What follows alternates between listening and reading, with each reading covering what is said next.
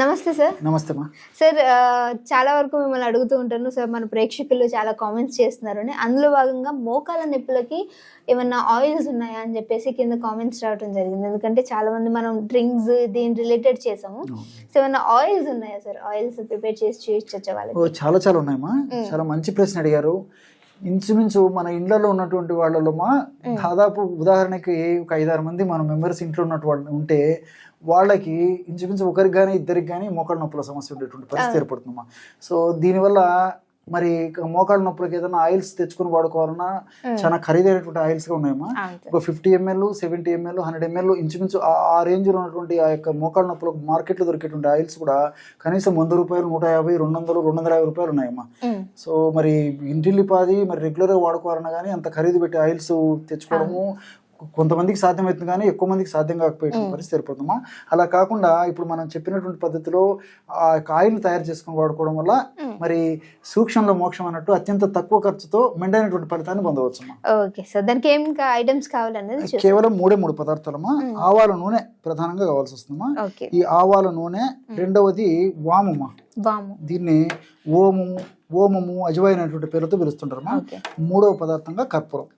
ఈ 3 పదార్థాలు ఉంటే బ్రహ్మాండమైనటువంటి మోకాళ్ళ నొప్పులు తగ్గించేటువంటి ఆయిల్ ను తయారు చేసుకోవచ్చు. మార్కెట్ లో దొరికేటువంటి ఆయిల్స్ కి ఏమాత్రం తీసుకునే రీతిలో అద్భుతంగా పనిచేస్తుందమ్మా. అయితే దీన్ని మేకింగ్ అనేది చూసేయాలి. తప్పకుండా. సో ఎలా తయారు చేసుకోవచ్చమ్మా? ఇలాంటి ఇనుప బాండి చాలా శ్రేష్టమమ్మా. ఒకవేళ ఈ ఇనుప బాండి లభ్యం కానటువంటి పక్షంలో మరి వేరే పాత్రలు కూడా తీసుకోవచ్చమ్మా. అంటే ఇనుప బాండి చాలా ప్రధానంగా చాలా రిజల్ట్స్ కూడా బాగుంటాయి అన్నమాట. సో ఈ ఇనుప బాండీలో ఒక 250 ml ఆవాల నూనె తీసుకోవాలి. 250 ml ఆవాల నూనె ఈ విధంగా ఇనుప బాండీలో తీసుకొని ఇందులో ఒక 50 గ్రాములు ఓమం వేసేయాలమ్మా. ఓమం ప్రేక్షకులకు అర్థమయ్యేందుకు ఇక్కడ కొద్దిగా మాత్రమే కలపడం జరుగుతుందమ్మా. మరి తయారు చేసుకునేటువంటి వాళ్ళు నేను చెప్పినటువంటి రేషియోలో కలిపి తయారు చేసుకోవాలమ్మా. సో 250 ml ఆవాల నూనె, 250 ml ఆవాల నూనెలో 50 గ్రాములు మాత్రమే ఈ యొక్క అజవాయిన్ వాము వేసేయాలమ్మా.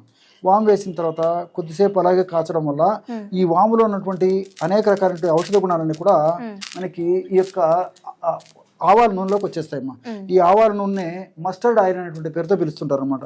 ఆవాల నూనెలో ఉన్నటువంటి సినగ్రిన్ ఇలాంటి అనేక రకాలైన రసాయన పదార్థాలు ఇన్ఫ్లమేషన్ తగ్గించేసి ఈ ఇన్ఫ్లమేషన్ వల్ల కలిగేటువంటి నొప్పి, పోటు, వాపు, సలుపు, బాధ ఇలాంటివన్నీ తగ్గించేందుకు కూడా ఈ యొక్క ఆవాల నూనె చాలా అద్భుతంగా పనిచేస్తుందమ్మా. దీంతో పాటు వాములో ఉన్నటువంటి థైమాలు, థైమోక్వినాను ఇలాంటి అనేక రకాల రసాయన పదార్థాలు కూడా నొప్పిని తగ్గించేందుకు, వాపును తగ్గించేందుకు చాలా సమర్థవంతంగా పనిచేస్తాయమ్మా. కాబట్టి ఈ 2 పదార్థాలు కలిపి మనం ఆయిల్గా తయారు చేసుకోవడం వల్ల ఫలితాలు మరింత శీఘ్రంగా సమర్థవంతంగా వెంటనే కలిగేందుకు అవకాశం ఏర్పడుతుంటుందమ్మా.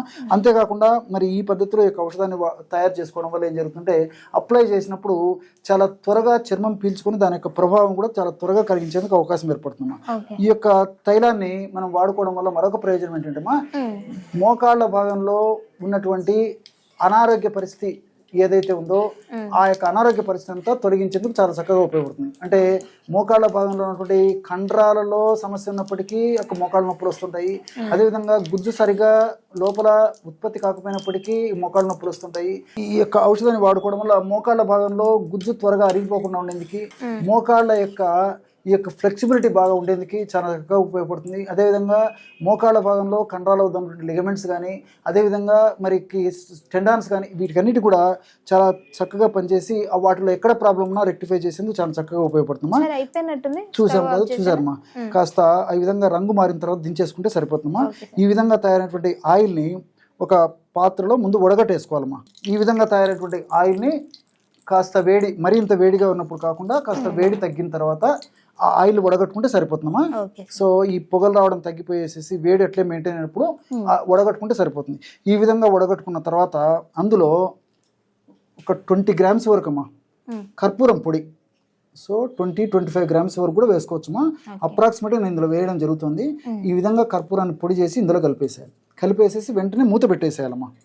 సో మూత పెట్టడం వల్ల కర్పూరంలో ఉన్నటువంటి ఔషధ గుణాలు కూడా పోకుండా అందులోనే ఉండేదానికి అవకాశం ఏర్పడుతుంది అనమాట. కొద్దిసేపటికంతా ఈ కర్పూరం అంతా కరిగిపోతుంది అనమాట. కరిగిపోయిన తర్వాత ఆ విధంగా తయారు చేసుకున్నటువంటి ఆయిల్ని ఒక గాజు సీసాలో నిల్వ ఉంచుకొని రోజు ఒక్కసారి కానీ, సమస్య మరీ తీవ్రంగా ఉంటే రోజు 2 సార్లు కానీ ఆ ఆయిల్ని మోకాళ్ళ భాగంలో అప్లై చేసేసి సున్నితంగా మర్దన చేయడం వల్ల మరి చిటిక వేసినట్లు చాలా త్వరగా ఆ యొక్క మోకాళ్ళ నొప్పి నుంచి ఉపశమనం కలుగుతుందమ్మా.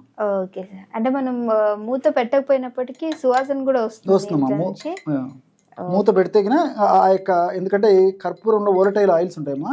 సో ఆ వోలటైల్స్ ఆయిల్ ఎవాపరేట్ కాకుండా మూత పెట్టడం వల్ల మరింత సమర్థవంతంగా ఉంటుంది. అంటే ఏ పెయిన్స్ కన్నా దీన్ని వాడొచ్చు సార్? చాలా మంచి ప్రశ్న అడిగారమ్మా. ఇప్పుడు మనం మోకాళ్ళ నొప్పులకు సంబంధించి చెప్పుకున్నాము. సో మెడ నొప్పి కానీ, తలనొప్పి కానీ, కీళ్ళ నొప్పులు కానీ, భుజం నొప్పి కానీ, వీపు నొప్పి కానీ, కండరాల నొప్పులు కానీ, పిక్కర నొప్పులు కానీ, ఎక్కడ నొప్పినా దీని గుణం ఏంటంటే నొప్పులను తగ్గించేది. సో ఆయిల్ ఏంటంటే ఏ పెయిన్ అని కానివ్వండి మా, ఈ యొక్క ఆయిల్ మన ఇంట్లో ఉంటే, అందుకే నేను చెప్తున్నాను కదమ్మా, ఇంటిల్లిపాదికి ఉపయోగపడేటువంటి అద్భుతమైన ఆయిల్ ఇది. ఏ రకమైనటువంటి నొప్పికైనా తక్షణమే తగ్గించి మనిషికి ఉపశమనం కలిగించేందుకు చాలా సమర్థవంతంగా పనిచేసేటువంటి ఆయిల్ కాబట్టి, ప్రతి ఇంట ఉంచుకోదగ్గ దివ్యమైనటువంటి ఆయిల్ కాబట్టి ప్రేక్షకులందరూ కూడా ఇది తయారు చేసుకుని వాడుకోవడం వల్ల చాలా సమర్థవంతమైన ఫలితాలు కలుగుతాయి. Okay sir, thank you so much sir. చూసారు కదా, మోకాల నొప్పులే కాదు ఇంకా బాడీలో ఉన్నటువంటి ఏ పెయిన్స్ కైనప్పటికీ మంచి రిలీఫ్ ఇచ్చేటువంటి ఈ ఆయిల్.